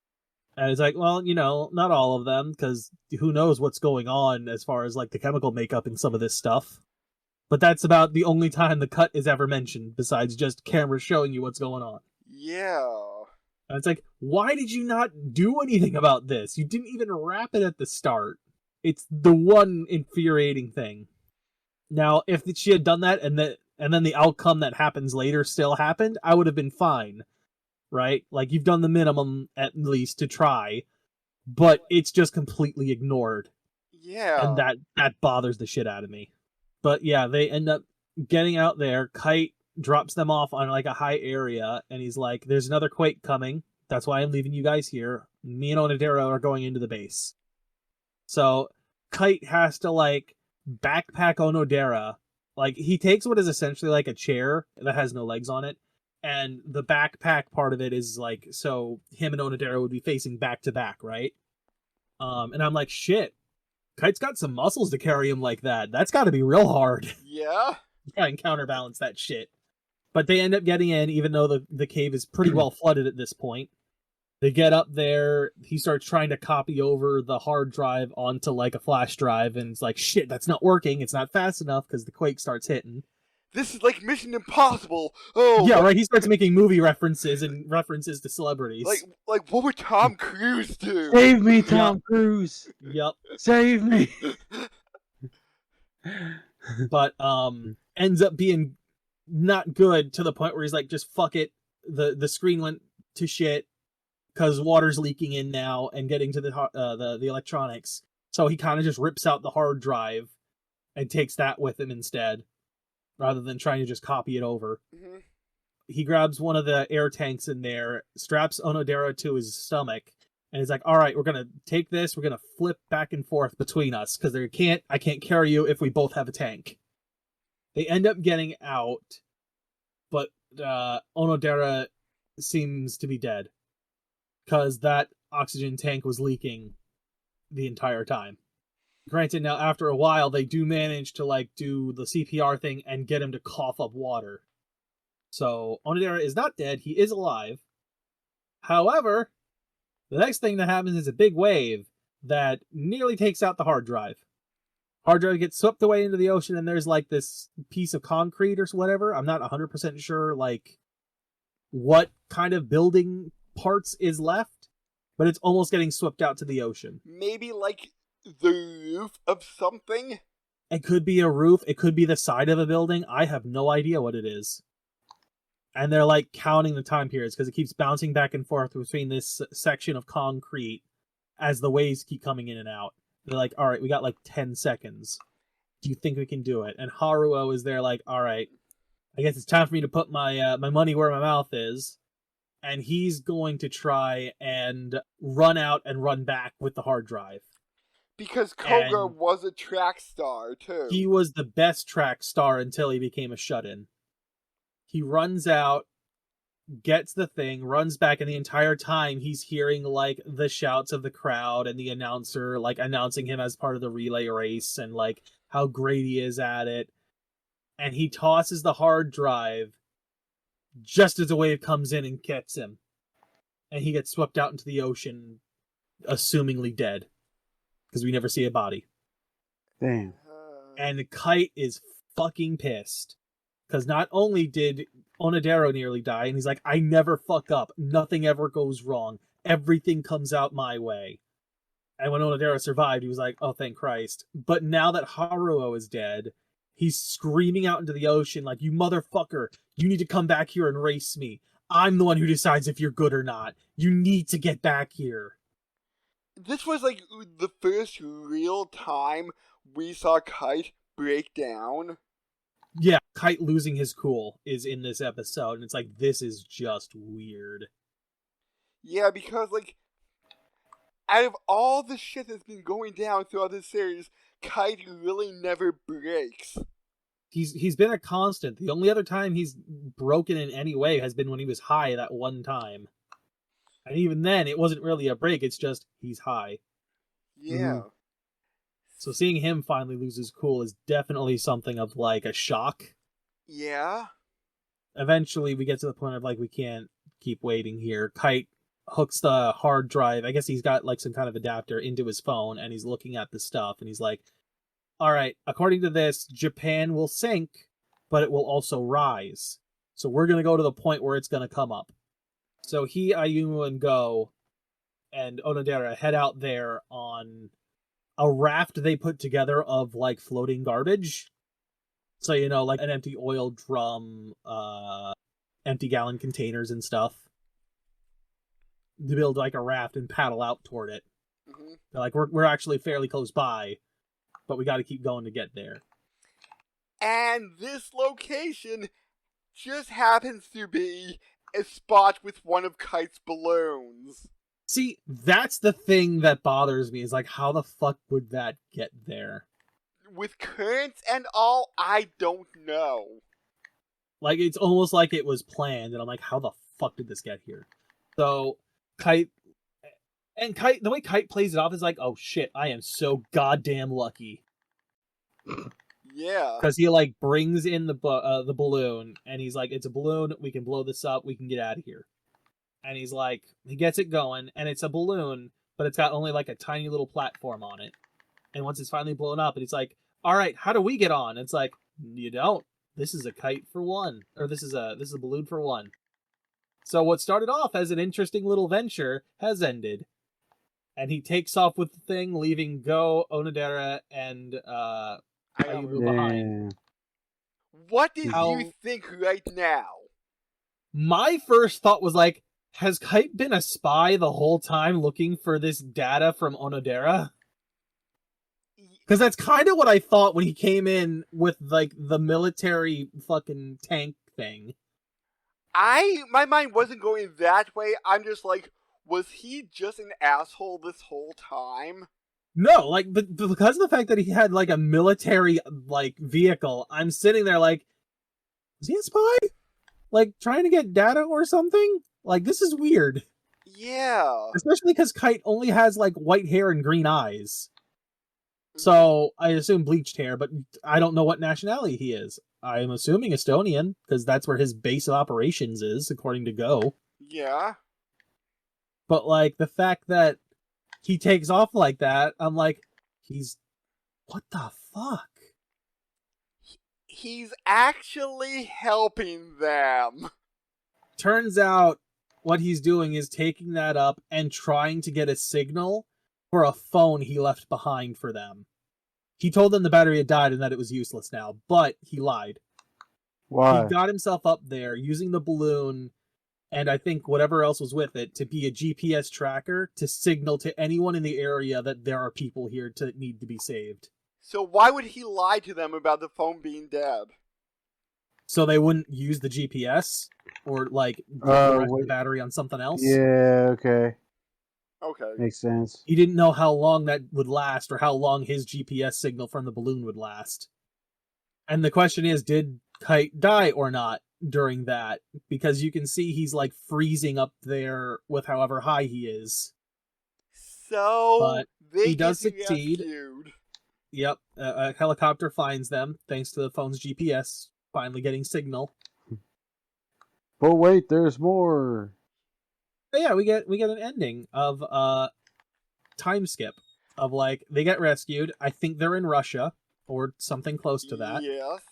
Ayumi gets told that, like, the cut in her leg has gotten infected to the point that there's no saving it. They Gotta need amputate to her leg. Yep, which is something I called.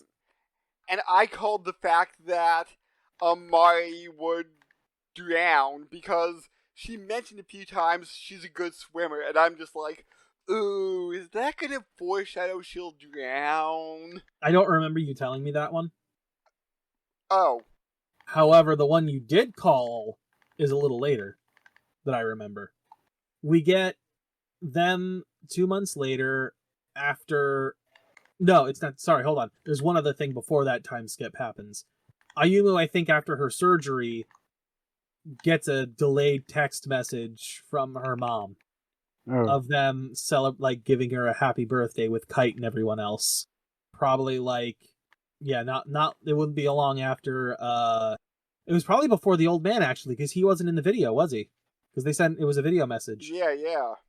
So it would have been right before they got to the to the old man's supermarket area. Yeah, and they were saying, like, are you sure this will reach?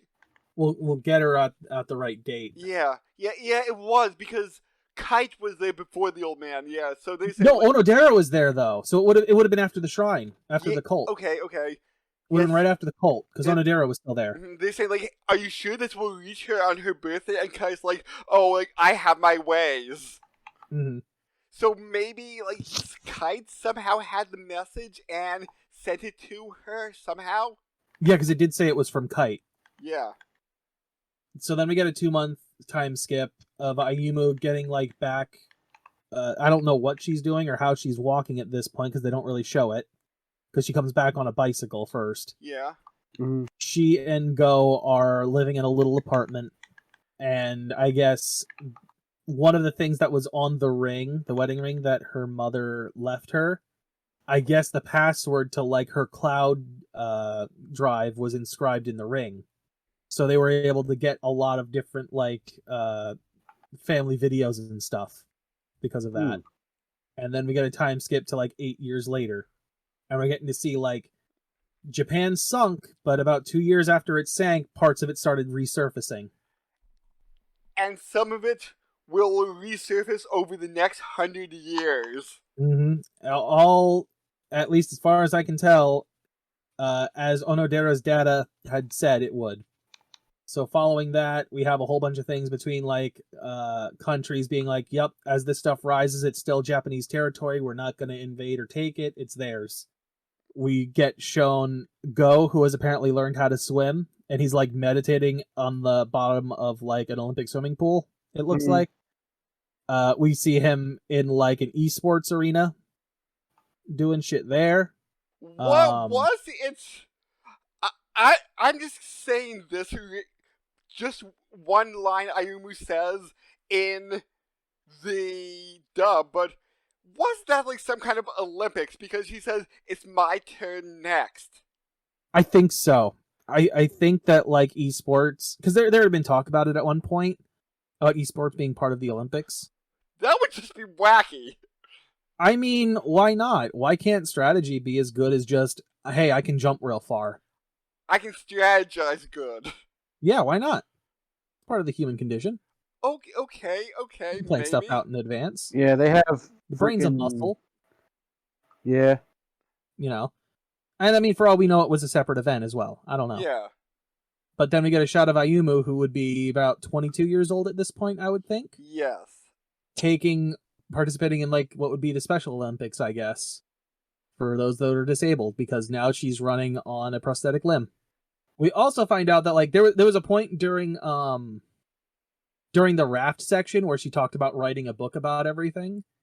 And I believe the idea of this series and some of those, like, callbacks are things that she added in, are parts of the book she wrote. And I just found it a little bit upsetting that the book company in the back, because it does have a website, doesn't lead to anything.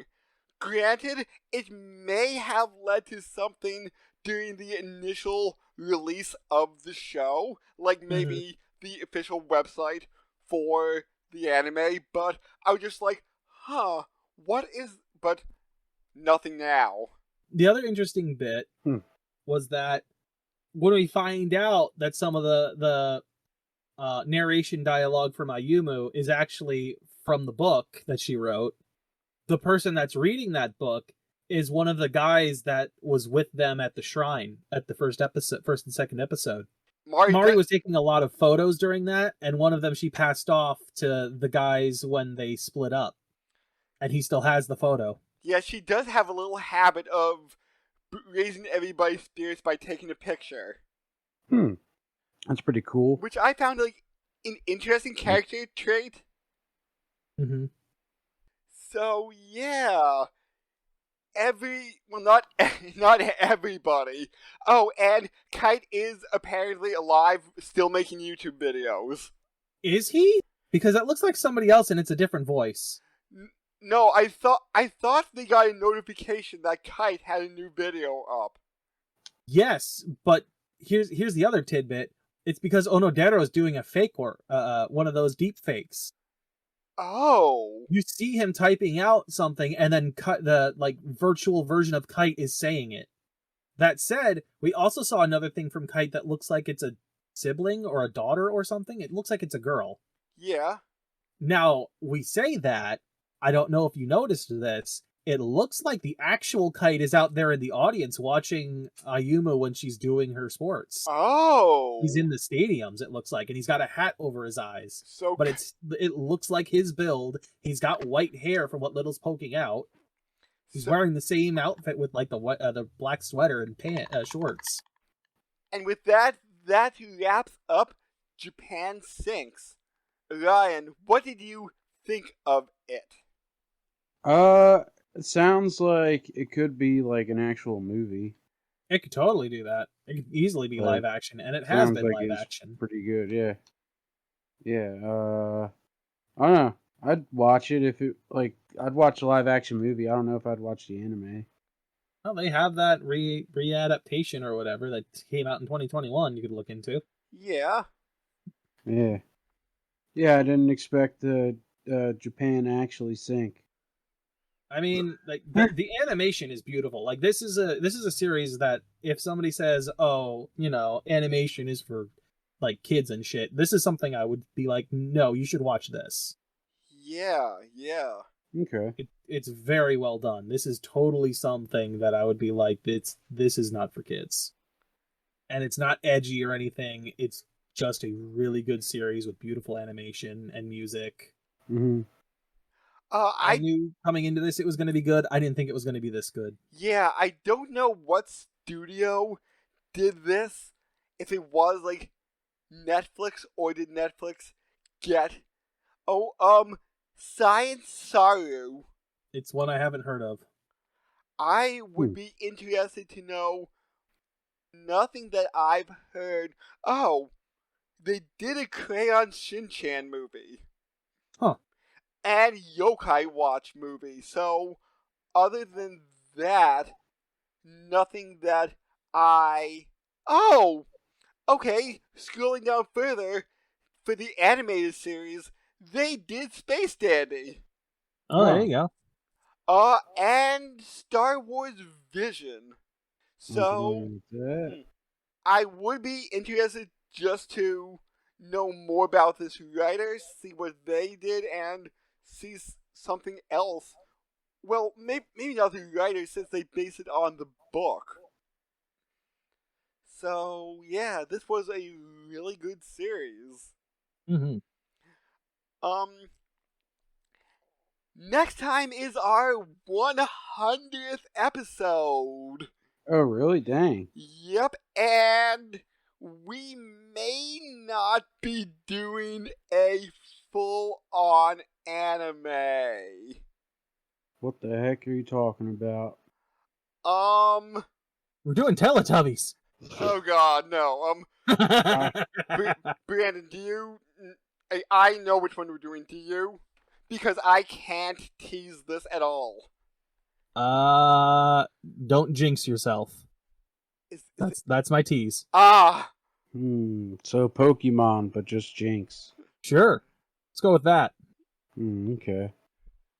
Yes. So, until then, we'll catch everybody then. Bye. Later.